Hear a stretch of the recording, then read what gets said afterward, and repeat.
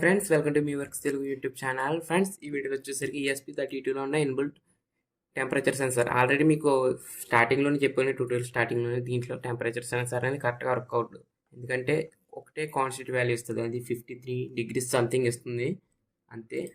ఇంకా ఇందులో ఉన్న టెంపరేచర్ సెన్సార్ అయితే సరిగ్గా వర్క్ అవ్వదు, బట్ అది ఎలా వర్క్ చేస్తుందో మీకు ఎక్స్ప్లెయిన్ చేస్తాను. నెక్స్ట్ వచ్చేసరికి ఒక వెబ్సైట్లో ఉన్న డేటాని, అంటే ఆ వెబ్సైట్లో స్టోర్ చేసిన డేటాని, అంటే దాంట్లో HTML కోడ్ని ఎలా గ్యాదర్ చేసుకోవాలి ESP32లోకి కూడా ఈ ప్రోగ్రామ్లో ఎక్స్ప్లెయిన్ చేస్తాను. అండ్ అలాగే తర్వాత ఫర్దర్ వీడియోస్లో వచ్చేసరికి ESP32లో ఉన్న డేటాని వెబ్సైట్లో ఎలా స్టోర్ చేయాలని మొత్తం వీడియోస్ అన్నీ ఎక్స్ప్లెయిన్ చేస్తాను. ప్రజెంట్ వచ్చేసరికి ఈ రెండు టాపిక్సే చెప్తాను.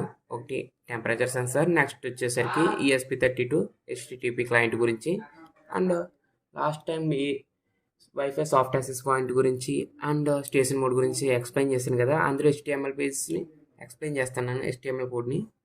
అవి కూడా కొంచెం బేసిక్స్ చెప్తాను. సో అలాగే వచ్చేసరికి నన్ను ఎక్కువగా ESP32 హోమ్ ఆటోమేషన్ గురించి చేయమంటున్నారు. ESP32 హోమ్ ఆటోమేషన్ ప్రాజెక్ట్ చేస్తాను, బట్ ఈ ట్యూటోరియల్ అయిపోయాక ఈ ఒక్క వీడియోతో నేను ట్యూటోరియల్ని అయితే స్టాప్ చేసేస్తున్నాను. ESP32 ట్యూటోరియల్ 32 ఏమైనా టాపిక్స్ గురించి మిస్ చేసి ఉంటే వాటి గురించి కింద కామెంట్లో అడగండి, నేను పక్కా వీడియో చేస్తాను దాని గురించి. కాకపోతే కొద్దిగా లేట్ అవుద్ది. సో ESP32 ట్యూటోరియల్ అయిపోయిన వెంటనే నీకు ESP32 home automations, different types of home automations ఉన్నాయి ESP32లో. గూగుల్ అసిస్టెంట్ యూస్ చేసి, అలెక్సా యూస్ చేసి, blink app and web server use చేసి, వెబ్సైట్ని యూస్ చేసి, ఇంకా డిఫరెంట్ టైప్స్ ఉన్నాయి హోమ్ ఆటోమేషన్. అవన్నీ చేస్తాం. సో ప్రజెంట్ ఈ వీడియోలో వచ్చేసరికి ESP32 టెంపరేచర్ సెన్సార్ క్లయింట్ గురించి and soft access point, last వీడియోలో HTML పేజెస్ గురించి ఎక్స్ప్లెయిన్ చేస్తాను. So let's start our video. So ఇది ఫ్రెండ్స్, మన కోడ్ వచ్చేసరికి ఇన్బుల్ టెంపరేచర్ సెన్సార్ యొక్క వాల్యూస్ని రీడ్ చేసుకోవడానికి. ఇక్కడ ఎక్స్టెన్సివ్ అని ఎందుకు తీసుకున్నామంటే, ఇక్కడ టెంపరేచర్ సెన్సార్ రీడ్ అని ఫంక్షన్ ఉంది చూస్తారా, ఇది C లాంగ్వేజ్లో రిటర్న్ చేసి ఉంటుంది. అంటే దీంట్లో ఉన్న వాల్యూస్ని రీడ్ చేసుకోవడానికి ఈ ఫంక్షన్ C లాంగ్వేజ్లో రైట్ చేశారు. బట్ మనం ఆర్డినో ఐడి మొత్తం వచ్చేసరికి C++ మీద రైట్ చేసి ఉంటుంది కాబట్టి, కోడ్ మొత్తం C++ మీద బేస్ అయి ఉంటుంది కాబట్టి ఇక్కడ ఎక్స్టెన్సివ్ అని తీసుకున్నాం అనమాట. సో ఈ ఫంక్షన్ వర్క్ అవ్వాలంటే ఇక్కడ ఎక్స్టెన్సివ్ అని తీసుకోవాలి. నెక్స్ట్ వచ్చేసరికి వాయిడ్ సెటప్లో సీరియల్ మానిటర్ బిగిన్ చేసాం, serial.print. ఇక్కడ లాజిక్ వచ్చేసరికి చూడండి, టెంపరేచర్ సెన్సార్ రీడ్ -32/1.8, ఎందుకంటే ఇక్కడ మనకి ఫారెన్హీట్లో ఉన్న సెన్సార్ టెంపరేచర్ వాల్యూని సెల్సియస్లో కన్వర్ట్ చేసుకుంటాం అంతే. జస్ట్ లేకపోతే ఈ ఫంక్షన్ తీసి ప్రింట్ చేసాం అనుకోండి, ఫారెన్హీట్లో ప్రింట్ అవుతుంది అనమాట టెంపరేచర్. సో ప్రోగ్రామ్ అయితే కంపైల్ చేస్తున్నాను ఇక్కడ. సో ఫ్రెండ్స్, ప్రోగ్రామ్ కంపైల్ చేసి ఇప్పుడు అప్లోడ్ చేస్తున్నాను. సో బూట్ ప్రెస్ చేసి పెట్టుకోవాలి కనెక్టింగ్ అని వచ్చినప్పుడు. సో ప్రోగ్రామ్ అయితే ESP32లో అప్లోడ్ అవుతుంది. Reset print. సో ఇక్కడ చూడండి ఫ్రెండ్స్, మనకు టెంపరేచర్ అనేది ప్రింట్ అవుతుంది.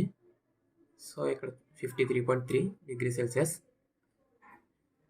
ఇక్కడ ఇదే కాన్స్టెంట్ వాల్యూ వస్తుంది, ఇక్కడ టెంపరేచర్ అనేది వేరీ అవ్వట్లేదు. సో అందుకే ESP32లో టెంపరేచర్ సెన్సార్ వర్క్ అవ్వట్లేదని చెప్పాను. సో నెక్స్ట్ వచ్చేసరికి మనం ESP32 క్లయింట్ గురించి తెలుసుకుందాం. HTTP క్లయింట్ గురించి, వెబ్సైట్లో డేటాని ఎలా రీడ్ చేసుకోవాలి. ఫ్రెండ్స్, ఇప్పుడు మనం ESP32 HTTP client and wifi multi గురించి తెలుసుకుందాం. ఈ రెండు లైబ్రరీస్ మనం ఇన్స్టాల్ చేసుకోవాలి. జస్ట్ వచ్చేసరికి స్కెచ్లో ఇంక్లూడ్ లైబ్రరీస్కి వెళ్ళి ఇన్స్టాల్ చేసుకుంటే సరిపోతుంది. వైఫై మల్టీ అని కొడితే వైఫై మల్టీ లైబ్రరీ ఓపెన్ అవుద్ది, HTTP క్లయింట్ కొడితే HTTP క్లయింట్ లైబ్రరీ ఓపెన్ అవుద్ది. సో వైఫై మల్టీ.h ఈ లైబ్రరీ ఎందుకు యూజ్ చేస్తామంటే, ఇప్పుడు ప్రజెంట్ వచ్చేసరికి నా ESP32 ఒక్క వైఫై నెట్వర్క్కి కనెక్ట్ అయి ఉంది. ఇప్పుడు నేను దీన్ని డిఫరెంట్ వైఫై నెట్వర్క్స్ కనెక్ట్ చేస్తాను. ఇక్కడ చూడండి, ప్రజెంట్ వచ్చేసరికి నేను meworkstelugu 847 ఈ పాస్వర్డ్ అనమాట, దీనికే కనెక్ట్ చేసా. ఒకవేళ ఇది అన్ఫార్చునేట్లీ ఈ వైఫై నెట్వర్క్ అనేది సిగ్నల్ లాస్ అయిందనుకోండి, నెక్స్ట్ వచ్చేసరికి ఇంకో ఐడి నెట్టుకుంటా. ఇక్కడ సిగ్నల్ ఐడి నా దగ్గర 3 సిగ్నల్స్ ఐడి ఉన్నాయనుకోండి, ఆ సిగ్నల్స్ ఐడీస్ని పెట్టుకుంటాను అనమాట వైఫై నెట్వర్క్స్. ఇప్పుడు దీనికి డిస్కనెక్ట్ అయిందనుకో, దీనికి కనెక్ట్ అయిపోద్ది ఆటోమేటిక్గా. ఏది అవైలబుల్గా ఉంటే ఈ మూడిట్లో దానికి కనెక్ట్ అవుతుంది అనమాట ESP32. అందుకే ఈ వైఫై మల్టీని .hని యూజ్ చేస్తాం. ఇక్కడ wifi multi .h function call చేసుకుందాం. ఇక్కడ మల్టీ అనేది ఇది వేరియబుల్, మన ఇష్టమైన నేమ్ పెట్టుకోవచ్చు. నేను వైఫై మల్టీ అని అలా వదిలేసా. నెక్స్ట్ వచ్చేసరికి వాయిడ్ సెటప్లో serial.println టైమర్, ఇది వచ్చేసరికి టైమర్ అనమాట, కనెక్ట్ అయ్యేంత వరకు కనెక్షన్స్. నెక్స్ట్ వచ్చేసరికి వైఫై మల్టీ డాట్ రన్, ఇప్పుడు మనకి వైఫై కనెక్ట్ అయింది అనుకోండి, తర్వాత వచ్చేసరికి ఇక్కడికి వెళ్తుంది http క్లయింట్ http, ఇది వచ్చేసరికి కీవర్డ్ http క్లయింట్ని కాల్ చేస్తున్నాం. ఇక్కడ serial.print http begin /n ఇది ప్రింట్ అవుద్ది. నెక్స్ట్ వచ్చేసరికి ఇక్కడ నుండి మనం ఈ వెబ్సైట్ నుండి మనం డేటాని రీడ్ చేసుకుంటాం. సో ఈ వెబ్సైట్ని చూపిస్తామండి. సో ప్రజెంట్ వచ్చేసరికి ఇదే వెబ్సైట్, దీంట్లో ఏముండదు. సో ఇందులో ఉన్న మనం HTML కోడ్ని, ఇక్కడ వ్యూ పేజ్ సోర్స్ ఉందని చూస్తాం, ఈ కోడ్ని మనం గ్యాదర్ చేసుకుంటాం. ఈ కోడ్నే కాదు ఇంకా చాలా దీంట్లో ఉన్న డేటాని, అంటే ఇందులో ఆన్ ఆఫ్ ఉంటాయి కదా, వాటి యొక్క డేటాని కూడా మనం ESP32లోకి స్టోర్ చేసుకోవచ్చు. వాటి గురించి నేను ఫ్యూచర్ వీడియోస్లో ఎక్స్ప్లెయిన్ చేస్తా. తర్వాత దీంట్లోంచి డేటాని తీసుకోవడానికి HTTP గెట్ అనే కీవర్డ్ని యూజ్ చేస్తాం అనమాట. గెట్ వచ్చేసరికి డేటాని తీసుకోవడానికి, పుట్ ఉంటుంది, పుట్ వచ్చేసరికి డేటాని పెట్టడానికి ఆ వెబ్సైట్లో. ఇక్కడ HTTP కోడ్ >0 అంటే HTTP కోడ్ నెగిటివ్ నెంబర్ కాకపోతే దీంట్లోకి వెళ్తుంది అనమాట. serial.print అని చెప్పి నెక్స్ట్ దాంట్లో ఉన్న డేటా మొత్తం ప్రింట్ చేస్తుంది. HTTP గెట్ పేలోడ్, దీంట్లో ఉన్న స్ట్రింగ్. ఇప్పుడు నెక్స్ట్ చూడండి, HTTP request HTTP code okay. ఇక్కడ మీకు HTTP కోడ్స్ అంటే ఏం కాదు ఫ్రెండ్స్, ఇవే HTTP కోడ్స్ ఇవన్నీ. ఇక్కడ 200 అనుకోండి ఓకే కోడ్ వెబ్ సర్వర్లో. నెక్స్ట్ వచ్చేసరికి మనకి మేజర్గా తెలిసిన code HTTP page not found code 404 not founded, ఇవన్నమాట HTTP కోడ్స్ అంటే. ఓకే అయింది అనుకోండి, స్ట్రింగ్ పేలోడ్ అనే స్ట్రింగ్ తీసుకున్నాను, దీంట్లోంచి డేటాని తీసుకుంటాం. ఇందులోంచి ఈ వెబ్సైట్ నుండి డేటాని తీసుకుంటాం, స్ట్రింగ్ డేటాని. తర్వాత ఈ పేలోడ్ని ప్రింట్ చేస్తాం. ఎల్స్ ఇది నెగిటివ్ నెంబర్ వచ్చింది అనుకోండి, ఇలా ప్రింట్ అవుద్ది అనమాట. HTTP గెట్ ఫెయిల్ అని చెప్పి ఎర్రర్ చూపిస్తుంది. సో ఇంతే మన కోడ్ వచ్చేసరికి. ఇప్పుడు ప్రోగ్రామ్ కంపైల్ చేసి అప్లోడ్ చేస్తా.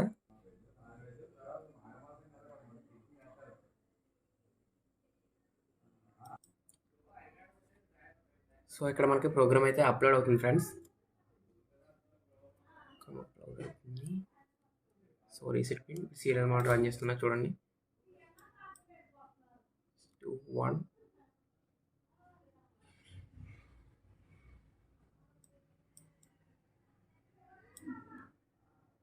ఓకే, నేను ఇక్కడ హాట్స్పాట్ ఆన్ చేస్తాను నా మొబైల్లోది. HTTP బిగిన్, ఆ వెబ్సైట్లో ఉన్న HTML కోడ్ మొత్తం మనం రీడ్ చేసుకున్నాం మన సీరియల్ మోడల్లోకి. సేమ్ ఇదే డేటా వచ్చేసరికి ఇక్కడ చూపిస్తానండి. సో ఇదే మొత్తం HTML కోడ్ మన ESP32 సీరియల్ మోడల్లోకి రీడ్ చేసుకున్నాం. సో మీకు ఈ HTTP క్లయింట్ గురించి అర్థమై ఉంటుంది అనుకుంటున్నాను. అర్థం కాకపోతే కింద కామెంట్స్లో చెప్పండి. ఈ HTTP client.h అనేది మన వెబ్సైట్లో డేటాని, మనం ESP32 ఉన్న డేటాని వేరే వెబ్సైట్లో స్టోర్ చేయడానికి, లేకపోతే వేరే వెబ్సైట్లో ఉన్న డేటాని రిసీవ్ చేసుకోవడానికి యూజ్ చేస్తాం అనమాట. నెక్స్ట్ వచ్చేసరికి మనకి మీకు last time ESP32 wifi.h access point గురించి, స్టేషన్ మోడ్ గురించి ఎక్స్ప్లెయిన్ చేశాను కదా, వాటి గురించి చెప్తా మళ్ళీ. ఇప్పుడు ఫైల్స్లో ఎగ్జాంపుల్స్ వైఫై యాక్సెస్ పాయింట్ అంతా ఆల్రెడీ పాత వీడియోలో ఎక్స్ప్లెయిన్ చేశాను. ఇక్కడ వచ్చేసరికి ఇక్కడ నుండి వైల్ లూప్లో ఇది ఎక్స్ప్లెయిన్ చేస్తా. Wifi client equal to serial.available. ఇప్పుడైతే న్యూ క్లయింట్ అవైలబుల్గా ఉన్నాడంటే ఓకే, న్యూ క్లయింట్ కనెక్ట్ అయ్యాడు అని ప్రింట్ అవుతుంది అనమాట. న్యూ క్లయింట్ అవైలబుల్గా ఉన్నాడు అని ప్రింట్ అవుతుంది. ఇక్కడ వైల్ లూప్ వచ్చేసరికి ఆ క్లయింట్ మన ESP32కి కనెక్ట్ అయ్యేంత వరకు ఇటరేట్ అవుతూ ఉంటాడు. సో ఇదంతా కోడ్ వచ్చేసరికి దీన్ని మీరేమీ మోడిఫై చేయకండి ఫ్రెండ్స్, సేమ్ ఎలా ఉందో అలాగే ఉంచండి ఈ కోడ్ వచ్చేసరికి. ఇక్కడ నెక్స్ట్ ఇక్కడ client print ln HTTP 1.1 status code okay. 200 status code అంటే ఏంటి? ఇందాక చెప్పాను కదా, స్టేటస్ కోడ్స్ ఉంటాయని. 404 పేజ్ నాట్ ఫౌండ్, 200 ఓకే. ఇది స్టేటస్ కోడ్ అనమాట. Status code okay. తర్వాత content type is equal to text slash HTML. మనం యూజ్ చేసేదంతా టెక్స్ట్ స్లాష్ హెచ్టిఎంఎల్ కోడ్ కాబట్టి.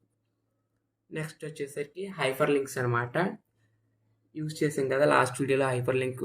జస్ట్ దీని మీద క్లిక్ చేస్తే, లింక్ మీద క్లిక్ చేస్తే స్లాష్ హెచ్ అంటే ఎల్ఈడి ఆన్ అవ్వాలి, స్లాష్ ఎల్ అంటే ఎల్ఈడి ఆఫ్ అవ్వాలని, ఇదంతా ఎల్ఈడి స్లాష్ లింక్. ఈ హెచ్టిఎంఎల్ కోడ్ మొత్తం మీకు అర్థం కావాలంటే ఇక్కడ W3 స్కూల్స్ అనే వెబ్సైట్ ఉంది. దీంట్లో మొత్తం హెచ్టిఎంఎల్ గురించి ఎక్స్ప్లెయిన్ చేశారు.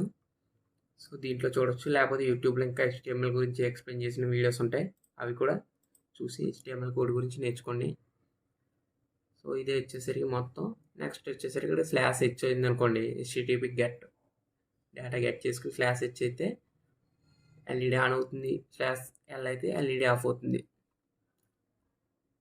సో ఇంతే ఫ్రెండ్స్ వీడియోకి వచ్చేసరికి. సో ఇది ఫ్రెండ్స్ ESP32 టోటల్ ట్యూటోరియల్. ఇంకా చాలా టాపిక్స్ నేను కవర్ చేయాలి, బట్ కవర్ చేయట్లేదు.